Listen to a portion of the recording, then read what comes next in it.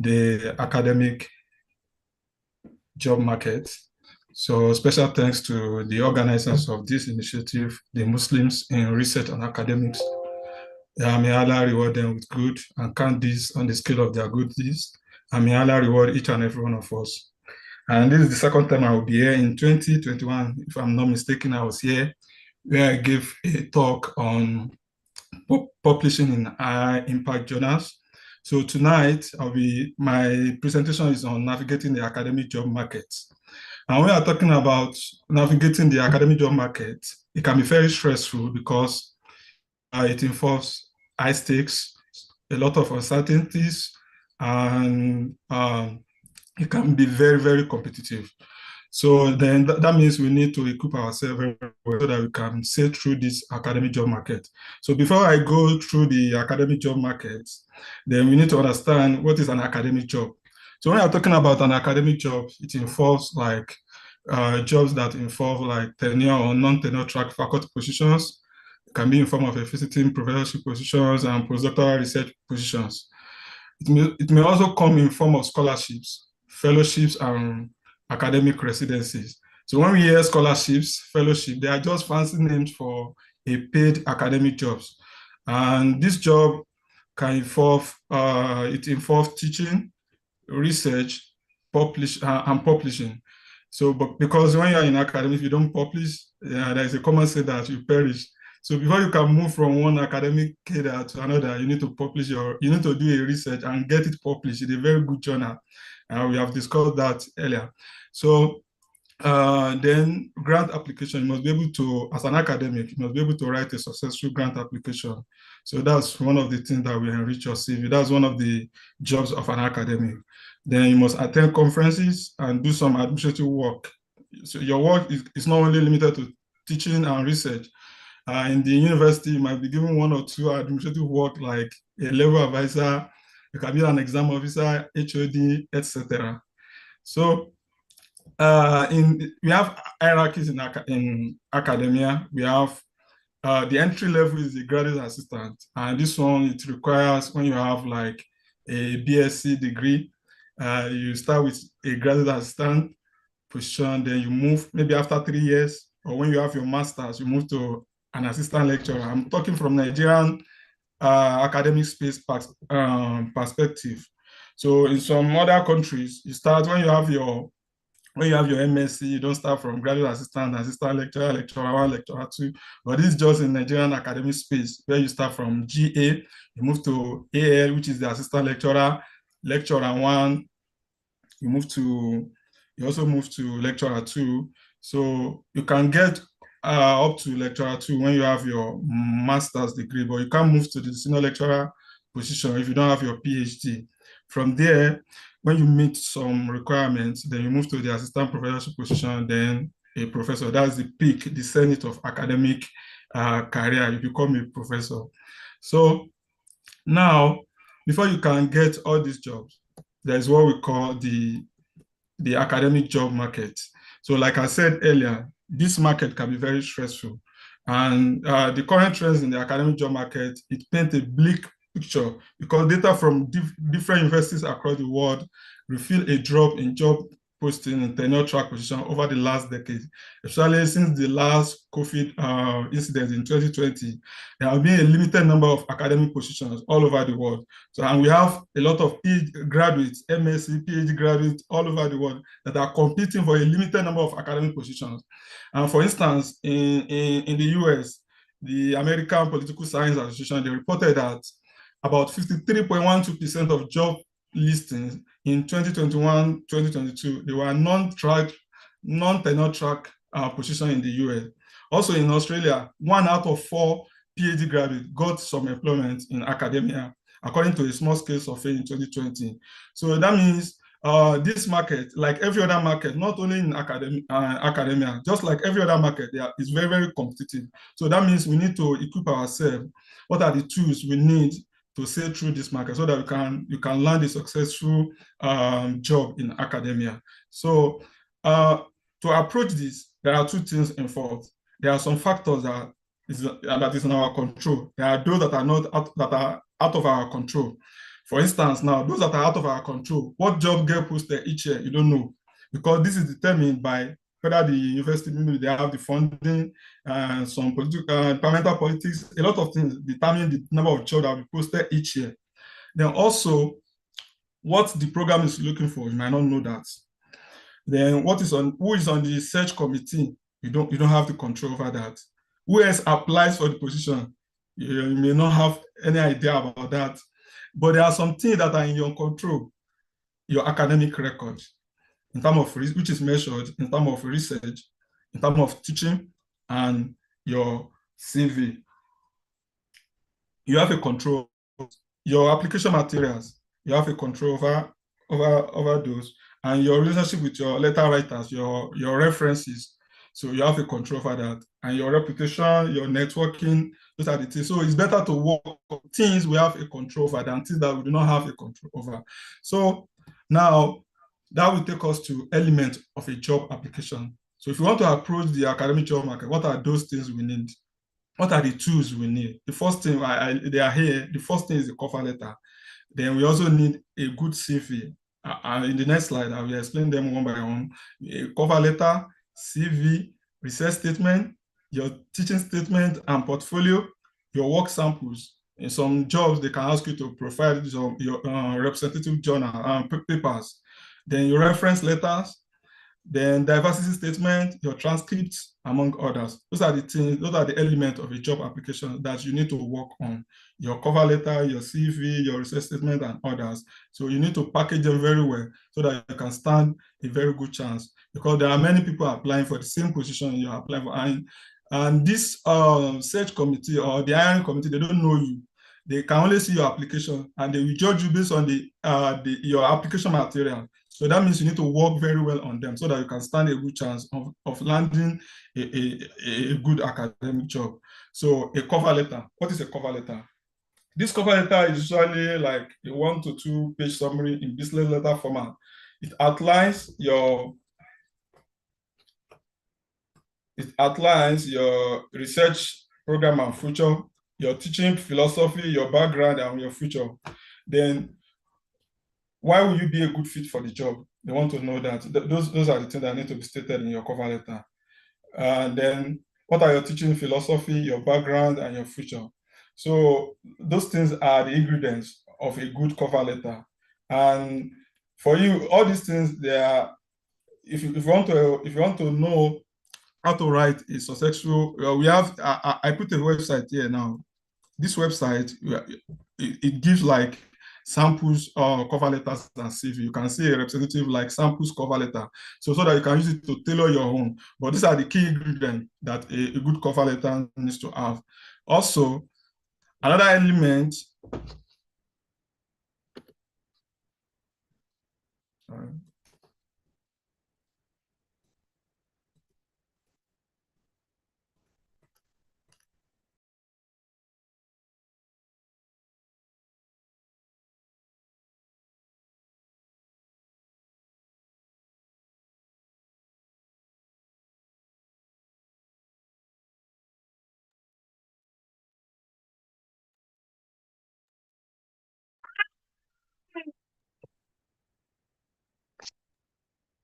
I think there is a technical glitch from the presenter.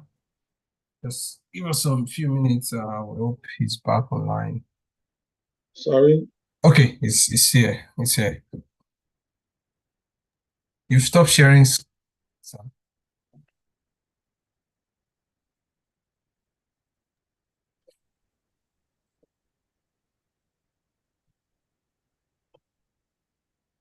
Please, can you see my slide? No, no, sir. You stopped sharing.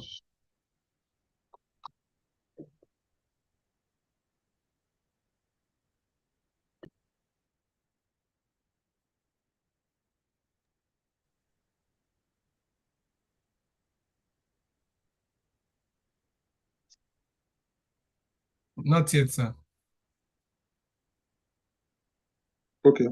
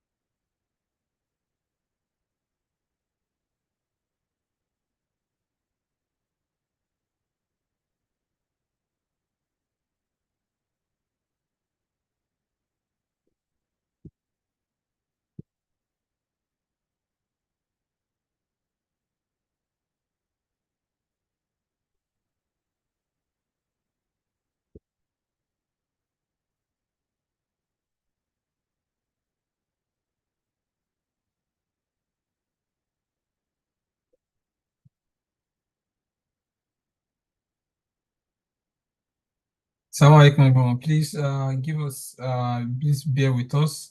The speaker is trying to reconnect. I think there's some network glitches from his side. Inshallah, will join us soon and we'll continue from where he stopped.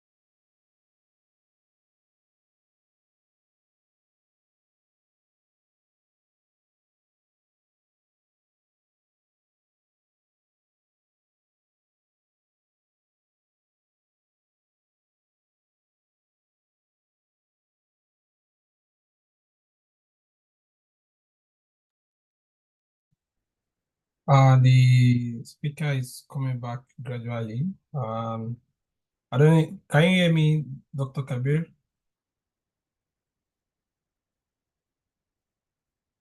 He's back in the meeting, so let's still give him some few minutes to sort himself out so that he can share his screen. Then we'll continue, inshallah.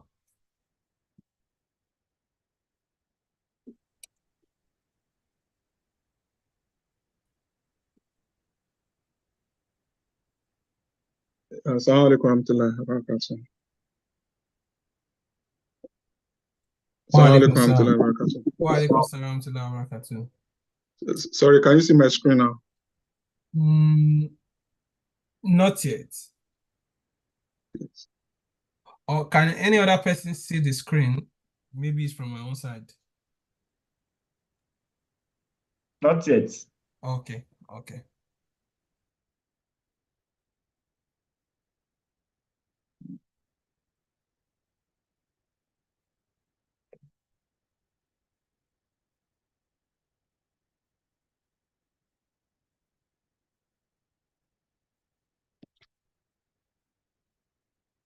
Can you see it now, please?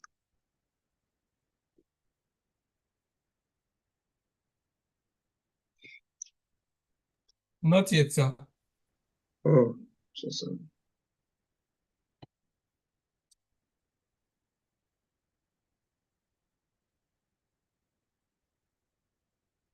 No, no.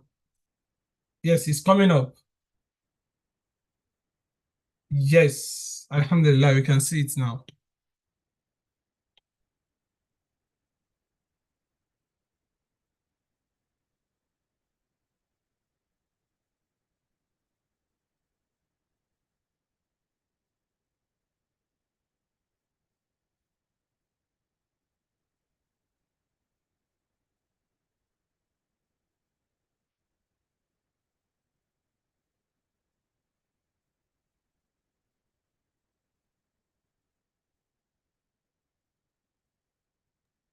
You're on mute, Dr. Otun, so I don't know. Maybe you started talking and you know. Yeah. Another element of a job application is your CV. So your CV, because you are applying for an academic position, you should make it academic. your CV are not resumes. You make it as much detail as possible. So when you are listing when you are listing the positions in your CV, you must highlight the like details. Like when you put your maybe the job you have done in the past, maybe you have served as a postdoc somewhere. So you must state your roles. You supervise your maybe you supervise PhD student. You must state don't just make it a blank CV. And then in your CV, you should have your education background, your publications. So depending on the requirement of the job you're applying for, there are some with templates. You need to follow that template. If it is an application that requires you to follow a particular template, so that means your CV must follow that template. Then you must state your research experience, your teaching experience. All of these, they are the elements of a good CV. Then if you need the sample CV for academic positions, so the same website I posted earlier, you can also get some representative CV there that you can use to tailor your CV so that you can submit a very good application.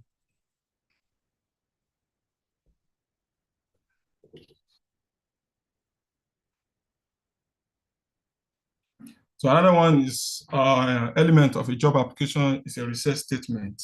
So this one is also very important because it's like a 2-page statement of your research program. So what is your overall research program and direction? You must state your research direction, what you have done in the past in terms of your research. Then what is the direction of your future research? So those are the things that must be included in your research statement. Then in all of these statements, you must use examples and evidence to back up your statement. So, and then you must also state in your research statement the impact and the importance of your research. That is very important.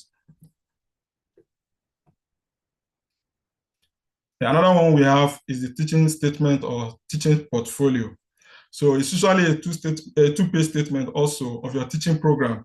What is your overall approach to teaching? What is your overall research program and direction? You must support all your statement with examples. Then what is your past teaching and mentoring experience? Those are the things that are expected in your teaching statement. Then there are some applications that require you to submit your work samples. Maybe they want to see your writing abilities. So they can ask you to submit a representative publication. So it depends, they can ask you to submit 2 up to 5. So if you want to submit, it is best when you choose a paper where you are a first author. Then you must choose a paper that is like Q1, followed by Q2, Q3, Q4. Then where you publish the journal is also very important. Then the publication, is it already published or is under review? The one that is published is better, you include them. And then don't send, if they ask for 2, only send 2. If they ask for 3, don't just send 3. So send as many as the application requests and no more. So you must stick to the instruction of the application. And the last one I want to mention here is the reference letters.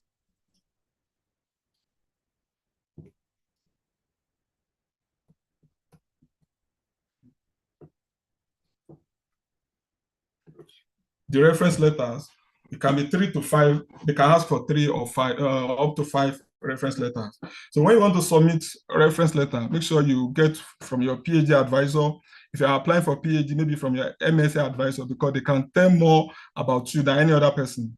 So then if it is 2, you can also get from 2 members from your advisory committee, from maybe your research collaborators outside your institution.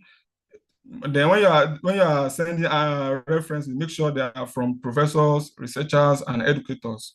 Then for me, anytime I'm submitting an application, if I want anybody to write, I write my own reference letter. I don't ask because you can tell your own story better than your referees. So you can write, then they can modify. So help your letter writer, you can write it, send it to them to modify. Then you notify them as early as possible, at least 1 month before the deadline. Then give them information you can about the position and about your application package.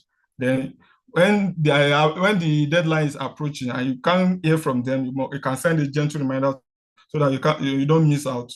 So that you don't miss out on the application. So let's say you have now gathered all your application materials now. Then where can you search for application academic job positions. So there are different websites where you can search for application academic job position. Number one on my list is LinkedIn. Some people, they don't know how to use LinkedIn. They just think LinkedIn is just a space where you can just read people's story. No, there are thousands of job positions on LinkedIn where you can just link up with professors on LinkedIn. Then you can just, if you want to use LinkedIn to search for academic position, you can just go to the search bar. When you go to the search bar, anything you want, just type it there on your LinkedIn. Maybe you want a postdoc, for instance. Now, just write postdoc. On ordinary postdoc, you see a lot. Then you can filter. You can filter by maybe by date. You can filter by post. So you can filter then by latest. So you can just filter, and you see a lot of positions on LinkedIn. There are thousands of positions on LinkedIn. The faculty positions, postdoc, PhD positions, a lot of positions they are on LinkedIn.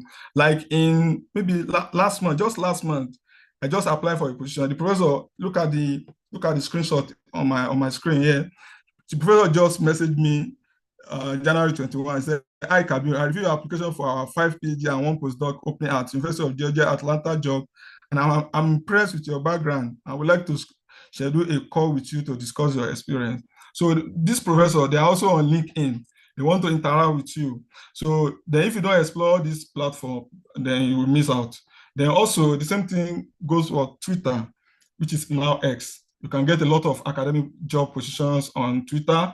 The same thing that is applicable to LinkedIn. When you get to Twitter, just go to search. For me, I'm also on Twitter also, but you might not see my post, but I use it a lot. So when you go to Twitter, you can just search for anything you want. Job in maybe academic jobs in America. You see a lot of positions. So then if you don't, apart from these two, you can go to directly to the university website. You see the available positions. You can go to the time IS education, nature careers. For those in biological sciences, biology is very, very robust. Very, very robust. You have a lot of positions there. You can go to jobs.ac.uk. You have a lot of academic job positions there, so that you can just explore. Then once you have submitted your application go through a lot of processes. Then when you submit a good application, you are going to be shortlisted. If you submit a good application, after that, the department, they are going to assess your application. Then when you are lucky, you go through the interview. Then when you want to ace the interview, there are some things you need to do also. You need to prepare very well for the interview, because it's one thing to apply for a job, it's another thing to get to the interview stage. When you get to the interview, not many people will get to the interview stage. So when you get to the interview stage, you need to maximize the opportunity and prepare very well.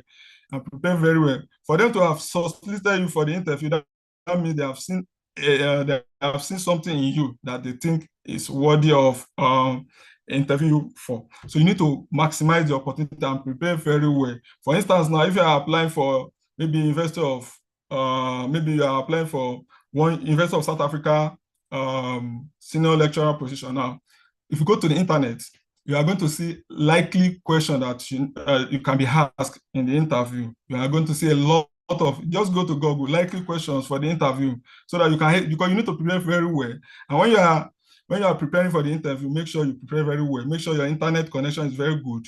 Then where you are doing the interview is well illuminated, and then you have a strong internet connection, and you must be at the interview venue. Maybe if it is virtual, you must be at the venue maybe like 30 minutes before they start the interview. So then when you are successful, then you get the employment. So those are the stages involved in the recruitment of academic staff. Then what are the factors that influence a successful application? There is a report that was published in 2020 by eLife. So this report, I saw that there are many factors. You don't have there are many factors that influence a successful application. Number one is that number of applications the candidate submitted. That's why it is very important for you to submit as many applications as possible. Don't just submit one application and think you are okay. You can make sure you submit like apply every day. If you are seriously looking for it, you must apply every day. Like last year now, when I was looking for, I think in 2022, when I was looking for postdoc positions, I applied to maybe like 100 universities across the world. And alhamdulillah, I got like 10. So I was just choosing from there which one is the best in terms of research, in terms of funding, in terms of salary. Those are the things you need to consider. So when you have a lot of applications, you have different options to choose from. Don't just apply for 1, 2, 3 and think you have submitted your application, because there are several other candidates around the world. You are competing with people all over the world. You need to submit as many applications as possible so that you can stand a good chance. The another thing they look for in your application is your citation count. They look at most of the when you submit your application, this committee, the hiring committee, they Google you. They just put your name on Google. They want to see your publications. They want to see your online presence. That's why you need to work very well. You need to do your own work very well. Make sure you publish your work in a very good journal so that it can be cited. Don't publish your work in unless you have a very bad data. Don't publish your work in maybe a Learning Journal of Science. Nobody will read it. If you want to publish your work, make sure you do a quality research so that you can publish in a good journal that can be cited, because that will determine your H index. They look at the H index also. So they look at it also. Then some academic jobs, they want you to have some postdoctoral experience before you can transit to a faculty job position. So they want you to have some postdoc experience. So that's why in abroad, you can't just, it's very difficult to move from when you have a fresh PhD student, PhD graduate, and just moving to becoming a senior lecturer directly is sometimes very difficult. But when you have some postdoctoral experience to help your application, and then when you have won some international grants or fellowships, it will also assist your application. Then we need to know, like I've mentioned earlier, this market is very competitive. Then we need to know what are the attributes of a competitive candidate. Your productivity is very important. So this productivity is measured in terms of your publications, your grant, teaching, collaborations. Then professionalism, you must display a high level of professionalism. Then autonomy, you are your own scholar, not a subordinate. You must be able to prove that. Self-promotion, you must promote your brand. Like those who are doing business, even not in academia, they are promoting their brand. You are your own cheerleader. You must be able to promote yourself. When you publish a paper, you can post it on LinkedIn, on Twitter, and write something, just a summary of that paper. You can just write a summary of your findings. There are these professors, this university department, they are all of them. They are on Twitter, they are on LinkedIn. So they are looking for those who have good CV that they can help promote their department, they can promote their universities. So you must increase your online presence. So by promoting, so those on websites, LinkedIn, Twitter, they can really promote you also and give you a wide visibility. Then you must have a future plan that has already been set in motion that will get you through the first stage of a postdoc or faculty career. Then, as a researcher, when you want to approach the academic job market, you must approach it like a researcher. So the first thing you need to do your homework. Homework in the sense that your CV, anything you can do that will help you to build your CV, you can do it. You can add to your skills. The fact that you do chemistry does not mean you should not know what is in data science. Those are the things you can learn 1 or 2 skills. If it is instrumentation, you can learn it.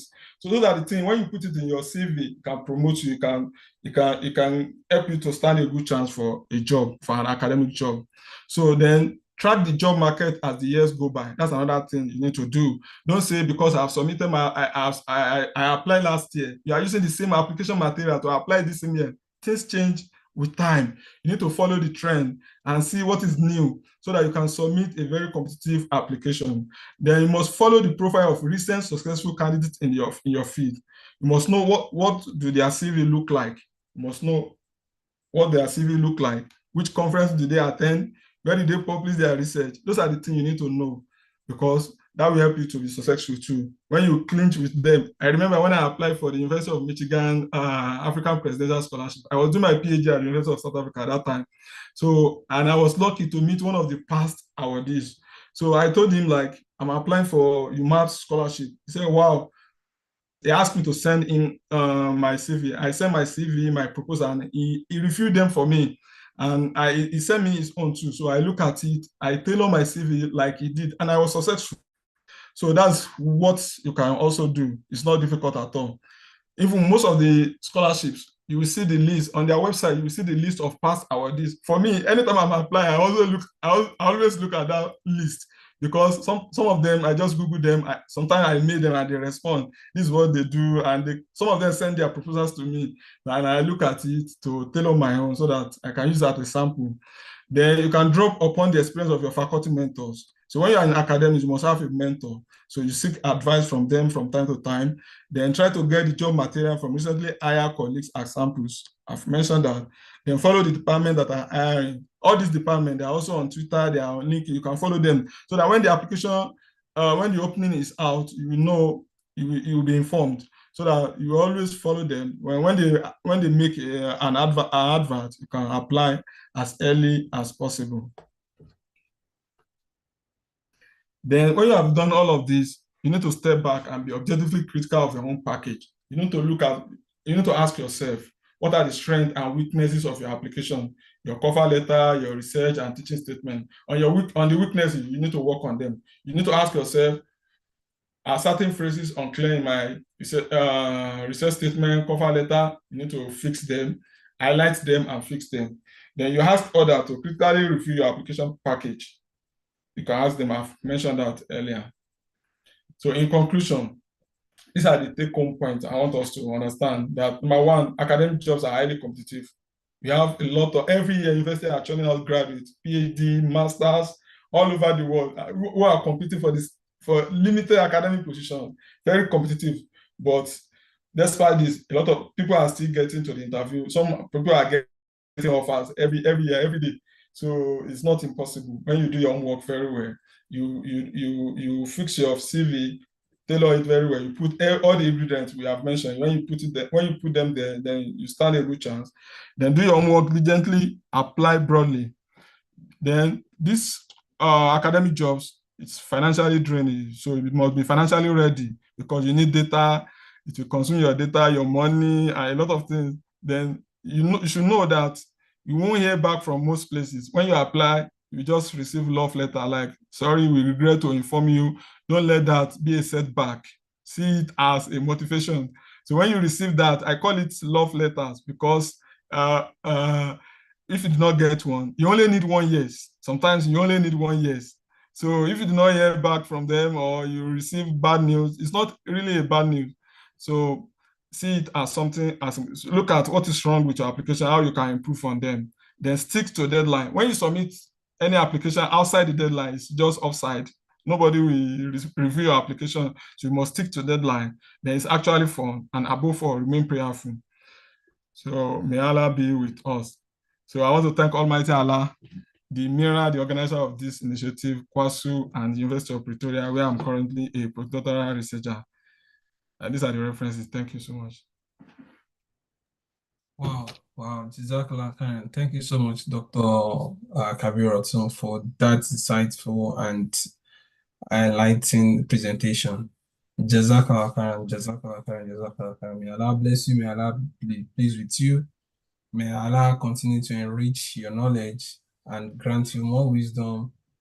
I don't know how long you've had to prepare this detailed, robust presentation. You've done justice to the topic, and I hope I have learned, and I'm very sure that many of people that are here also, they have learned 1 or 2 things, and may Allah make it useful for every one of us. Thank you so much once again. Dear participants, here we have Dr. Kabir, talking to us for the past 30, 40 minutes, and it's like you should not end the session because of the tips that he's taking out. I've written a number of websites that he has sent, but I hope we'll have access to the material that will be shared to everybody. So in case you also miss the website, you can easily get it across. So where we are now is question and answer.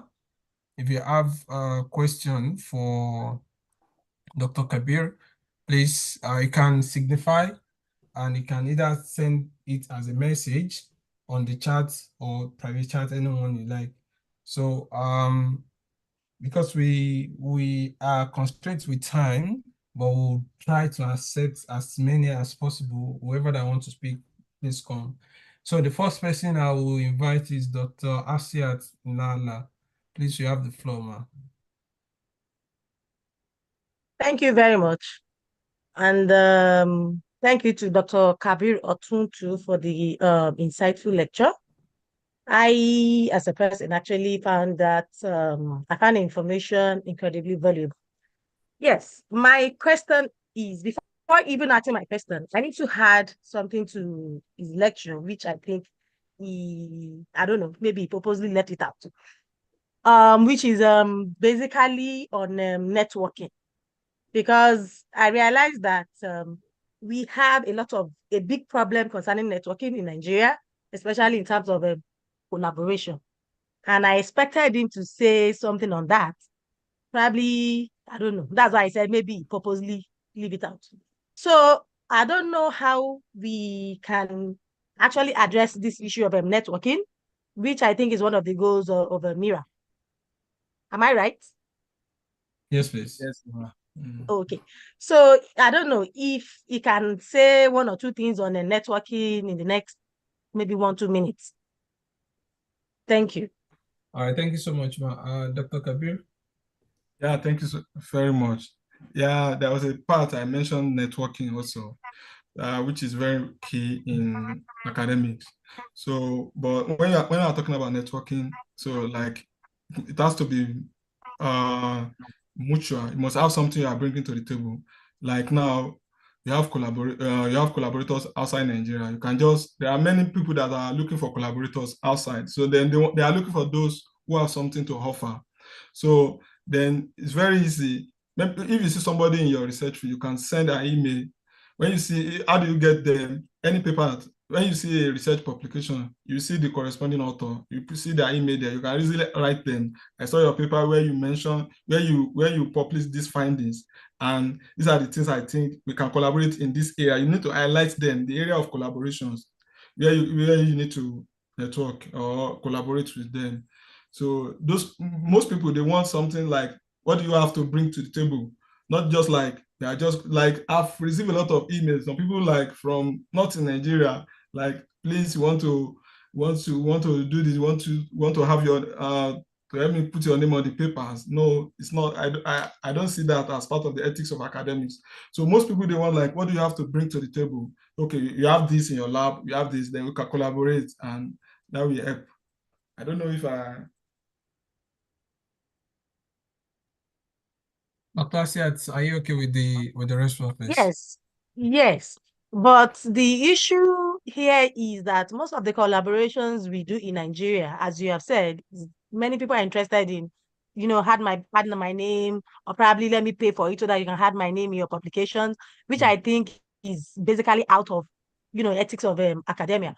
But then we talked about collaboration with international scholars, which as you have said, that we need to, find people in our field, write them. But the major issue we have here in Nigeria is because most of the work that have been done, most of the research that have been done, abroad are not what we do in Nigeria. Fact being told, they are not the things that we actually do in Nigeria. So when we talk about collaboration with these foreigners, I don't know, there is a large gap between what they do and what we do. So we now, especially for we that are in sciences, when we now talk about equipment, what kind of equipment do we have in Nigeria to compete with people, in outside world? The kind of analysis we do are what have been done, like ages over there. So, you really now doing research, a kind of collaboration between them and us. I find that gap to be really large. But we now trying to do kind of a collaboration within ourselves in Nigeria. Many people are not really, forthcoming.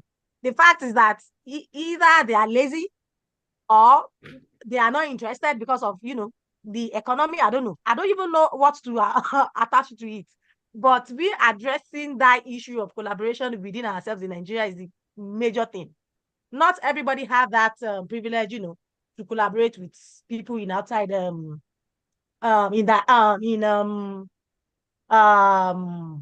how do I put that, in other countries. But the collaboration we are talking about is within we in Nigeria. If we can have collaborators among Nigerians who are studying abroad, of course, that can bridge that gap. Or perhaps if we could have collaborators within ourselves, within the limit of what we can actually do in Nigeria, and then probably see how we can publish in high impact journals. Thank you. Yeah, can I comment on that, please? Just a brief comment. Yes, please. Yes, please. For me, I do not believe that for some of us in Nigeria, we don't have anything to contribute. Like Dr. Nana now, if I'm not mistaken, I think you are working on maybe medicinal plant for biological applications or something like that. Yes. So when you see people abroad, you see a lot of things, like they write big scientific grammar, but there is still something you can say, okay, maybe you have read their papers, they did the synthesis of one big compound. Maybe that compound can be isolated from our local plants in Nigeria. You can just suggest that to them. I just took that as an example. Okay, I read your paper where you said, okay, this particular compound can be used to treat malaria. But we have some indigenous plants in Nigeria that we can use to treat this in malaria. I think if you can collaborate, you can do the extraction in Nigeria. You can do the extraction. Then maybe you can send it abroad. They do the isolation, they do the characterization, and maybe the biological activity. So that's what we are saying. Do you understand now? So we just look at that thin line. There's always a thin line. Like you will see it like, okay, we can just small thing you contribute. Like, let me give an example now in my area now. Like somebody. Hello, can you hear me? Yes, go ahead. Yeah, like somebody now, okay, he published one, not in my field, it's in my field, but not in my field, in electrochemistry. I'm into electrochemistry. I look at it. For me, I'm doing supercapacitors. It's doing batteries. So they are very relatable. I was like, I don't have much experience in batteries. So I'm working on supercapacitor. But there is something like I can tell them the storage of the mechanism of energy storage. So I know the analysis very well, the electrochemical kinetic analysis, where we can determine how the charges, how the energies is being stored, how the energies are being stored. So I contributed that to the paper, and the paper is only published now. You understand? So you just look at one tiny thing you can contribute. It does not have to be big, as little as it is. Okay. So we can always collaborate. So I don't believe there is no. Okay, thank you. All right, thank you so much. The just few things that I just want to add to that is that it is highly encouraging of our colleagues to ensure that we even do in-house citation. I've seen a scenario where in a department, someone was working on a particular topic where we have at least we can count about 10, 15 people that have been published in that department. And at the end of the day, the person doing this research cannot even cite just a person or a paper from all the about 15 people that have been published from that department. So, but part of the problem is visibility, like you said, because if some people publish and they keep it in, maybe most especially the local papers that we talk about, but efforts are going or are ongoing, and we also need to attend our society meetings and stuff like that to encourage them to come online, so that when we are looking for this paper, Google will, because it works with algorithm, so it will also bring it out for them. But another thing we can be doing is for everybody that publish in the department, have a space in your department where you have like a notice board, the new paper alert, just put it there. Somebody might be going through the corridor and say, oh, this is what I'm working on. It could be a student, it could be anybody. So we don't need to wait for an external, what's it called, networking before, when we even have more than enough network within ourselves, within our space, and we are not tapping into that network. So that's just what I want to say. Let me give Dr. Jemina Yakub the opportunity to speak now. Thank you so much. Okay, thank you very much. What I wanted to say is in line with what you have just said now, that we should look inward for collaboration, even at mirror level. we can state our area of specialization so that we can collaborate within ourselves. We don't have to look outward every time. Even in Nigeria, there are many things that we can do together as researchers, and that will strengthen our position. So let us look inward within the university and other universities within Nigeria, even between our students and ourselves. We can do a lot of collaboration. And you know, the research now is going multidisciplinary. Even within your faculty, your university, you can look for others in other departments that you can collaborate with. Through discussion, you can see where your interests will align. And that will be the kind of collaboration that we need. Thank you. Thank you. Thank you so much, Jazakallah khairan. Dr. Asiat, are you still raising your hand, or is from the previous No. I question? think it should be the previous one. Okay, so you can. Do we have any other person, any other question or comment, observation? Then I don't know, Dr. Kabir, I don't know, maybe it was a typo error or something. I observed that in one of your slides where you were talking about the ranking in the Nigerian system, I think there was a tweak. L1 came before L2. I think it's L2 that will come before L1. It's from Sorry. GA to AL to L2 to L1, then SL, then PA, then P. Yeah, I'm sorry, it was a mistake. Yeah. So for those of us that were not familiar with the system, we usually have from assistant lecturer, you promote to lecturer 2 before you go to lecturer 1, then you become a lecturer. So it's lecturer 2 that the highest peak that you can get to without your PhD, but you can't go to lecturer 1 without PhD. And so that's just a quick explanation about that. So I saw 2 hands now and they went off again. The floor is open. Please, we still have like 15 minutes to round up. So we have like five more minutes for this segment before. Okay, Mr. Lena. This is your finger, eh?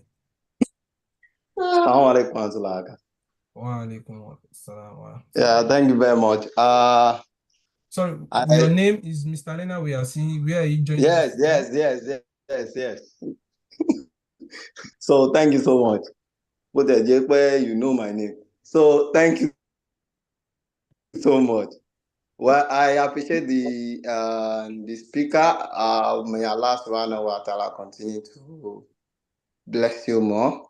And unfortunately, I missed, let me say, 99% of the presentation, but I'm expecting the slides so that I can go through it. But I just want to make a kind of maybe a suggestion about the collaboration stuff. I think it's been a very long time issue in Nigeria, to be specific, mostly. So, and I think the kind of an idea we initiated maybe like 4 years ago has been helping us in our group. And I hope if any one of us could be using that kind of idea, I think it will work. I think it may work, inshallah, anyway. So, number one thing is what the Umu have said about the collaboration of the stuff. Maybe she just mentioned something about is that financial or situations of the country, it contributes a lot. You know, to write a paper is not something that is very easy, that we all know. Combining or with the situation of the country like that, you know, I mean Nigeria, to be specific. So, you know, when you are planning of writing maybe a page or something or two something, now when you get home and you started thinking of another thing, how to get this. So we pray to Allah to ease our affairs. But notwithstanding, this is just an idea. I think when this issue is becoming something among ourselves, maybe in my place of work, we look at it like, okay, if we want to have our project students, most especially we are lecturers. So I think it works. So when we are trying to have our project student like that, so we normally say, okay, we just pick out of them, make them as a team of our research. Then we ourselves, like we identify ourselves, okay, you are in this area, like the woman that the doctor that said the talks earlier, that work on medicinal plants, something like that. I think that was my area of research at the beginning. But when I didn't see some people to join on with me in my place of work, it's becoming something tiring. I was trying to, but with Allah, I think that was where I was trying to network myself as well. So what you need to do is to just find people of interest in your area, make a group, just have an idea that at least one of the students, maybe it might be master student, it might be undergraduate, that they knows how to do something like that. Group them together, do a kind of a seminar to orientate the students and everybody, so that then you share the area you want everybody to contribute. Like, okay, maybe you will take the analysis area, maybe you will take this area, maybe you will do the surveying area. So if you divide the work, it will always make it easy. And since everybody have their students in the group, so it always work out. And I think that is the major area that can help at this moment, combining with the situation of the things that everybody are passing through in the country. We pray to Allah to assist us. Assalamu alaikum. Wa alaikum salam wa rahmatullahi wa barakatuh. But you didn't answer my question. Where are you joining us from, for the benefit of those who doesn't know you and your name? My name is Adeyemi Sodiq. I'm joining you from University of Reading, from the department of the co-speaker. The person that was asking me who is from the University of Reading, to be specific. I'm a biomedical scientist. So then my area of research, I work on snake venom, and I work on ethnobotanical plants as a medicinal plant, and some of heavy metal and some other things like that. Thank you so much. All right, thank you so much, sir. Jazakallah khairan for the comments. Let me give the mic to Dr. Lanrewaju Fajimi. You have the floor, sir. Assalamu alaikum. So I just want to add one or two things to what the two brothers have said, and Professor Yakuba said on collaboration. So let me just give my instance. Like when I was doing my master's degree at the University of Johannesburg, so I had an issue with my simulation then, because I work majorly on simulation and machine learning application. So I was able to email a professor that time. The professor has worked on something similar.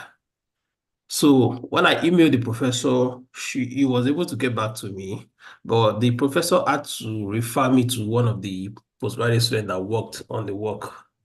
So what I would just say is that before collaboration, most of the guys that write the papers are actually postgraduate students. They are either master students, PhD, or postdoctoral students. So if you have master students that are studying abroad, the easiest way is first locate them before you even try to locate any professor, because most of those professors are always busy. Do you get now? Apart from the fact that they're even busy, they have just little contribution to most of the articles online. The final contribution, the majority of the work are done by these postgraduate students. So if you can link with any postgraduate student abroad that is in your research field, it is easier that way. And before they can even, because they're also busy as well, you must have gotten your profile out there. If your profile is not out there, your mode of communication or your CV also must speak for you. Do you get now? So if you have a good resume, the tendency for people to communicate with you will be easy. And before you even collaborate with people, you must have read their work. You can't just say you want to collaborate with someone you haven't read any of their work. So it is when you read their work, you are able to bring out an argument on their work, then they will easily okay, this guy is in my field, he knows what he's saying. But if you are just going as a layman, it will be very hard for people to even show interest in collaborating with you. So this is just my 2 cents on the collaboration issue. All right, Jazakallah khairan. Thank you so much, sir. Dr. Lanrewaju didn't tell us where you joined us from this evening, if you don't mind. I didn't get that. I didn't get what you said. You didn't tell us where you joined this meeting from. Okay, I'm joining this meeting from Italy. Actually, I'm a PhD student at the University of Johannesburg, South Africa. I'm in my final year of study, but I'm joining right now from Italy. I'm in University Politecnico di Torino University. I'm on the student exchange program there for 3 months. If you're not far from Napoli, if you help me to see your sim, help me to greet him anyway. Thank you so much. All right. All right. Mr. Lena, are you still raising your hand, or is from the former submission you made? Anyway, But it was the former, please. okay, so you can raise down. Apologies to Professor Jamila Yakub. When Dr. Larry was speaking, I quickly Google search Prof, and I saw, wow, I know whoever that is in that position, you should not downgrade by just calling. So apologies, please, Professor Jamila Yakub. It's wonderful to have you in our midst. I mean, I've seen the beauty of internet, quickly just go to Google Scholar, see, and you're like, wow, see the citation. Okay, these are our mentor that we are looking up to. May Allah preserve you more for us. So well, I think the title for today that the Dr. Kabir Otun has discussed with us is navigating through academic job. And I think from all what you have mentioned, for those of us that we are still rounding up our PhD, or we are about to finish, and we are looking for opportunities, trust me, as soon as we have the presentation material from the speaker, we'll post it on the group, and everybody can have access to it. Then we can take it as our daily manner and be looking at it and bookmark some of these pages on our browser. It's really, really going to help. And you have said so many things that are useful for us. But trust me, Rome was not built in a day. Rome was not built in a day. It takes a time before we achieve some of these things. And the love letter that he said that he calls love letter is part of the process, part of the success story that I want to tell you. When you are motivating people and you're not telling them how you feel and how you responded to your failure, nobody's going to listen to you. I'm sure if you look at Dr. Kabir's on Google Scholar, you see that, oh, this one is just probably only in 2021, he published nothing less than 10 or 15 papers. And you'll be like, how is he doing this? Trust me, out of that 15 papers, you will have received breakfast like maybe 20 or 30, but it's part of the process. Today, we are celebrating him, we are inviting him to come and speak to us.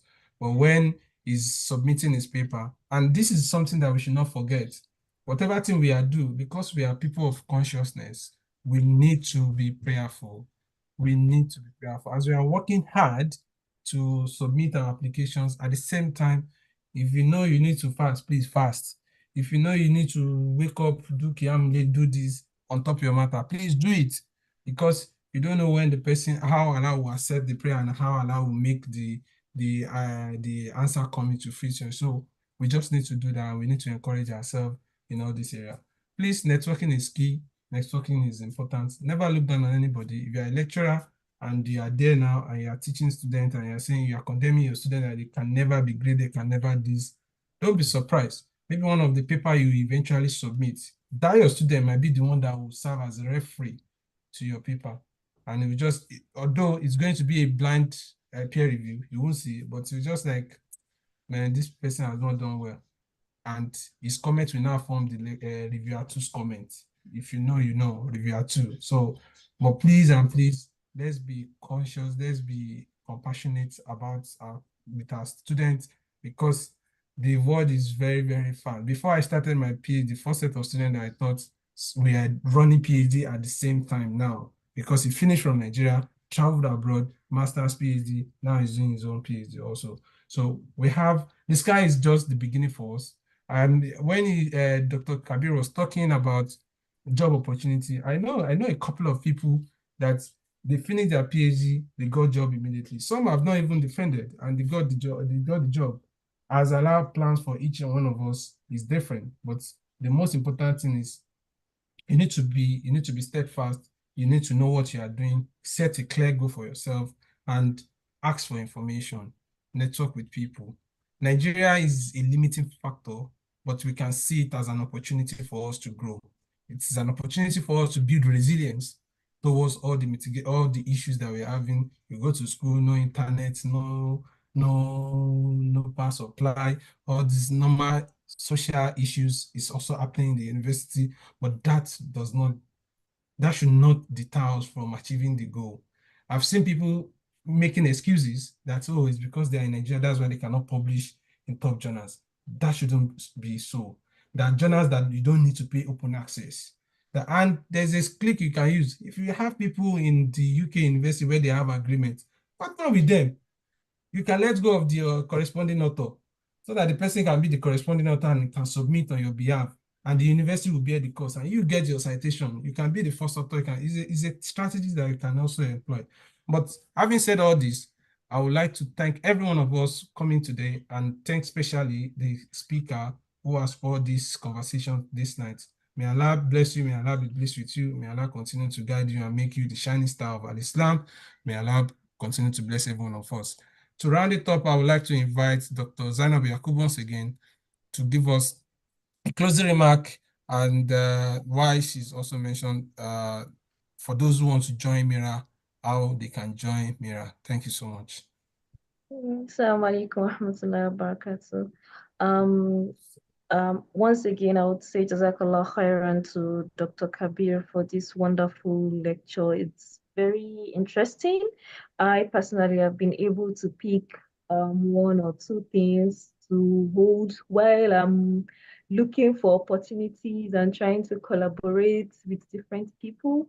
I've been able to learn some things from this. Jazakallah khairan again. And thank you to our wonderful hosts, Rahim Aminu, for championing today's event. Like I said before, this program is a monthly program where we discuss various topics that are beneficial to us as we move through our academic journey and our academic careers. You have different topics that would be that very important and are beneficial to us. And we do this every month, although this would not be holding next month because it would be in the middle of Ramadan, and people, especially in Nigeria and time zone that is close to Nigeria, would be breaking their fast that time. So the next one, inshallah, would be April, and would send the link. I think someone in the group was saying something about information about the program. Inshallah, people that have their numbers here, would add them to the group. So we always share the link for the program in the WhatsApp group and also on our LinkedIn page. And we also advise our members to also share it on their pages, also that their WhatsApp status or their social pages for others that would want to join the program. And finally, I would say Jazakallah khairan to everybody for joining from different parts of the world. We really appreciate you all, and we thank you all for your contributions also. Assalamu alaikum wa rahmatullahi wa barakatuh.